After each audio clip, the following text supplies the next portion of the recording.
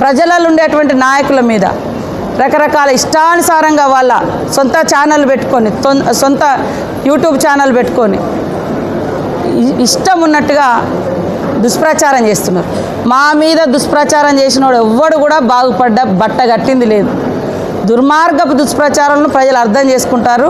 ఖచ్చితంగా నాశనం అయిపోతారు మీరైనా. ఇదే మా ఆడకూతులుగా ఇదే శపథమని తెలియజేస్తా ఉన్నాం.